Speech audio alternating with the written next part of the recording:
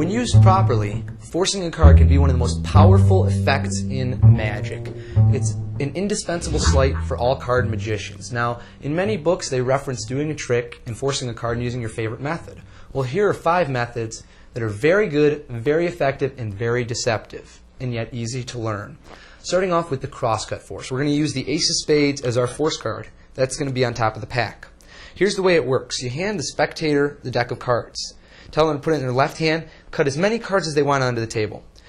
If you think they're going to give you problems, tell them between about 3 cards and 50 cards, so they don't just cut 1. You don't want that. You want at least, 3 or 4 up till 50.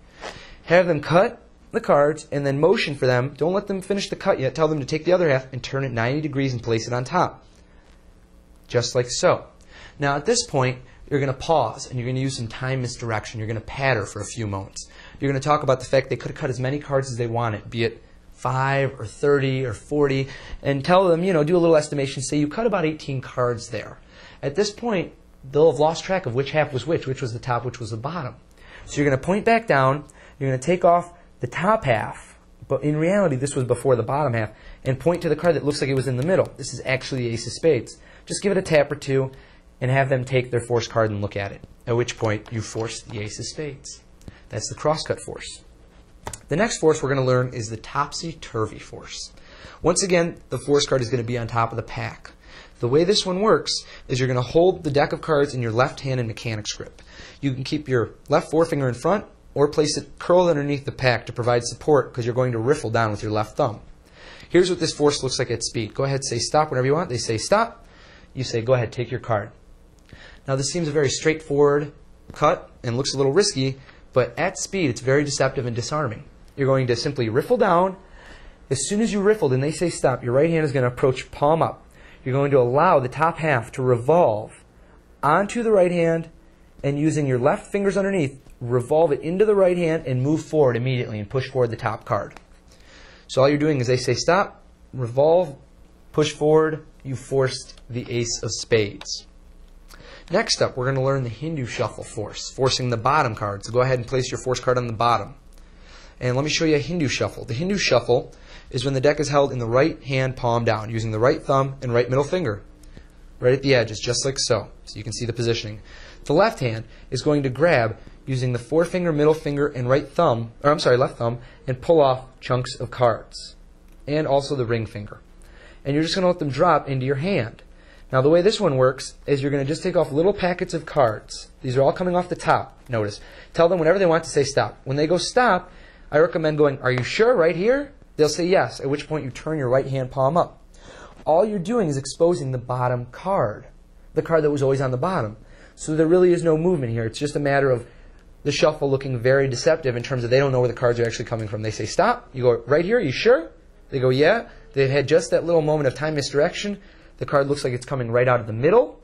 It's very deceptive. The next force we're going to learn is the riffle force. Now for the riffle force, you're going to take your force card, and if it's on top, what you're going to want to do here is cut it any way that you like into the middle. I recommend a swing cut, which is simply holding the cards from above in middle grip, bringing your right forefinger to the upper left edge, lifting it up, releasing your middle finger, and taking the cards into your left hand, right in the crotch of your thumb. Place the other cards on top, catching a pinky break above the Ace of Spades. Now the way this force works is slightly based on timing. You're going to riffle down the sides and tell them to say stop whenever they want. Now you want to make sure they say stop before they reach the Ace of Spades. So you might want to cut it down within the bottom third. That way you're safe. Go ahead and tell them whenever you want to say stop. Now if they say stop right here, notice this is where they've said stop, but the break is still down there. So what I'm going to do is I'm going to say right here, and at that point, here's a behind view.